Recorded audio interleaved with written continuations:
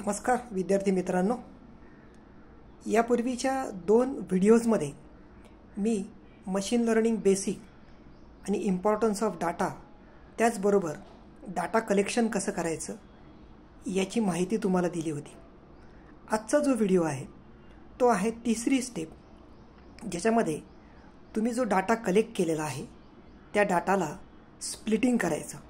त्याला म्हणतात data splitting. आता मी सांगितलं की मशीन लर्निंगमध्ये डाटा हा क्रुशल पार्ट आहे, इम्पॉर्टंट पार्ट आहे. एकदा आपला डाटा कलेक्शन झाला की तो डाटा तुम्हाला मशीनला मॉडेल क्रिएट करण्याकरता पाठवावा लागतो. आता हे पाठवण्याकरता 3 याचे मुख्यतः प्रकार आहेत. तर पहिला जो प्रकार आहे तो आहे ट्रेनिंग सेट, दुसरा जो प्रकार आहे तो आहे व्हॅलिडेशन सेट आणि तिसरा जो प्रकार आहे तो आहे टेस्टिंग सेट. म्हणजे माझ्याकडे जो डाटा आलेला आहे तो मला मॉडेलला द्यावा लागेल आणि ह्या 3 सेटमधून तो डाटा पास करून तो मॉडेलला ट्रेन करण्याकरता, व्हॅलिडेट करण्याकरता आणि टेस्टिंग करण्याकरता द्यावं लागेल. आता तुम्ही म्हणताल हे कशा करता द्यायचं आहे. डेटा कलेक्ट झाल्यानंतर तो ट्रेनिंगला दिल्यानंतर त्याचं महत्त्व, उदाहरणार्थ मला मॉडेल क्रिएट करायचं आहे. आता हे मॉडेल जेव्हा तुम्ही क्रिएट करणार आहात तुमच्या मनात प्रश्न येईल की हे मॉडेल कसं क्रिएट करायचं. तर याकरता मी माझ्या पहिल्या व्हिडिओमध्ये सांगितलेलं आहे की टाईप्स ऑफ मशीन लर्निंग जे आहेत, सुपरवाइज्ड, अनसुपरवाइज्ड आणि रेनफोर्समेंट लर्निंग, ह्या 3 प्रकारामध्ये तो डाटा त्या मॉडेलला दिला जाईल आणि मग तो तुमचं मॉडेल जे तयार होणार आहे ते त्याचं रिझल्ट आणि प्रिडिक्शन्स तुम्हाला करून देणार आहे. तर हे लक्षात घ्या की उदाहरणार्थ माझा डाटा कलेक्ट झाल्यानंतर तो सगळ्यात पहिले जाईल तुमच्या ट्रेनिंग सेटला. आता ट्रेनिंग सेटमध्ये काय होईल, तुम्ही जो डाटा कलेक्ट केलेला आहे त्याच्यातला 70 ते 80% डाटा हा ट्रेनिंगला दिला जाईल, मॉडेलला ट्रेन करण्याकरता दिला जाईल. आता याच्यामध्ये काय होईल, जेव्हा हे ट्रेनिंग कंप्लीट होईल डाटाचं, याच्यामध्ये तुम्हाला येणारे रिझल्ट्स आणि प्रिडिक्शन्स हे तुम्हाला बघण्याकरता मिळतील. आता याचं एक छोटंसं उदाहरण मी तुम्हाला देतो की उदाहरणार्थ तुम्ही एखाद्या विद्यार्थ्याला गणित हा विषय शिकवत आहात. म्हणजे काय करत आहात, तुम्ही त्याला ट्रेन करत आहात, समजण्याकरता, माहिती देण्याकरता. तर हीच संकल्पना मशीन लर्निंगमध्ये आपल्याला वापरता येते मॉडेलला ट्रेन करण्याकरता. आता हे जर मॉडेल ट्रेन झालं की तो झालेला डाटा आणि मॉडेल हा जाईल तुमच्या व्हॅलिडेशनला, म्हणजे व्हॅलिडेशन सेटमध्ये. मग व्हॅलिडेशन सेटमध्ये काय होईल, तुम्ही जे ट्रेनिंग दिलेलं मॉडेल क्रिएट झालेलं आहे त्याच्यामध्ये मे बी काहीतरी एरर्स किंवा चुका असू शकतील, त्या तुम्हाला व्हॅलिडेट करावं लागतील मॉडेलमध्ये. मग उरलेला 15 ते 20% डाटा जो आहे बाहेरचा तो ह्या मॉडेलला परत दिला जाईल, ज्याच्यामधून त्याच्यामध्ये काही एरर्स असतील, काही मिसिंग व्हॅल्यूज असतील, तर ह्या करेक्ट करण्याकरता. आता परत तुम्ही ते गणिताचे विद्यार्थ्याचं उदाहरण घ्या की तुम्ही पहिल्याच्या मग त्याला ट्रेन केलं आहे. आता त्याला तुम्हाला काय करायचं आहे, व्हॅलिडेट करायचं आहे की तो विषय, तो गणित त्याला समजला का नाही हे समजण्याकरता.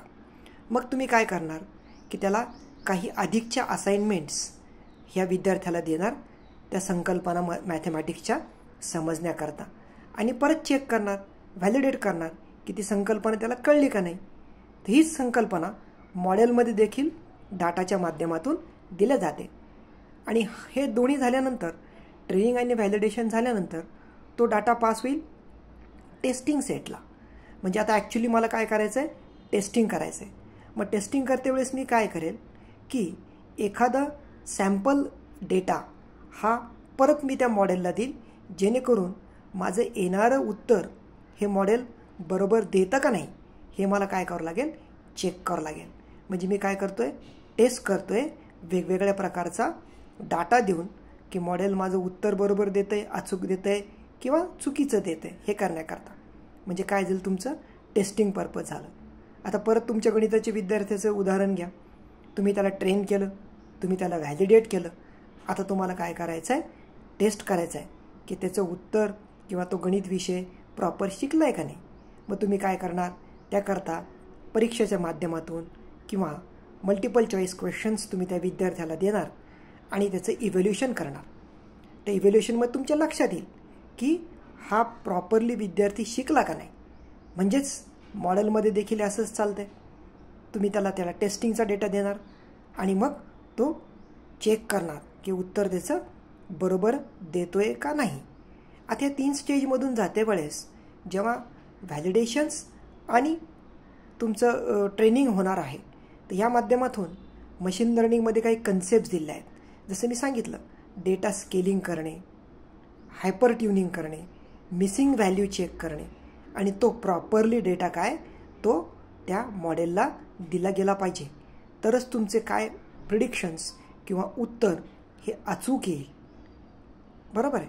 तर ह्या 3 सेटच्या माध्यमातून मॉडेल ट्रेन होतं, व्हॅलिडेट होतं आणि टेस्ट होतं आणि मग तुमचं मॉडेल ते डिप्लॉयमेंटला जातं.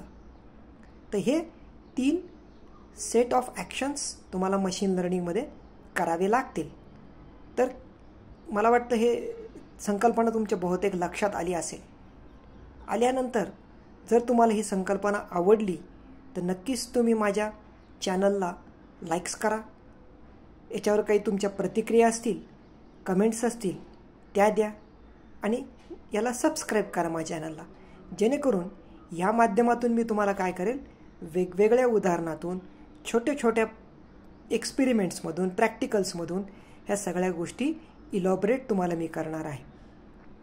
आता याच्याकरता जेव्हा तुम्ही वापरणार आहात तर आयदर तुम्हाला काही टूल्स वापरावं लागतील, प्रोग्रामिंग टूल्स वापरावं लागतील किंवा लायब्ररीज वापरावं लागतील.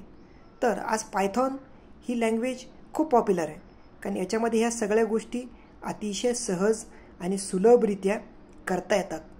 आता माझे येणाऱ्या व्हिडिओजमध्ये मी तुम्हाला हे सगळं दाखवणार आहे. हे जे संकल्पना मी तुम्हाला मांडतो आहे, हे सगळ्याच्या सगळ्या संकल्पना मी तुम्हाला इलॉबरेट आणि व्यवस्थित समजेल असे देईल. तर मला वाटतं तुम्हापर्यंत ही माहिती चांगल्यारीत्या पोहोचलेली आहे. तर नक्कीच तुम्ही माझ्या चॅनलला सबस्क्राईब करा, लाईक करा आणि कॉमेंट द्या. हा व्हिडिओ ऐकल्याबद्दल तुमचे सर्वांचे धन्यवाद.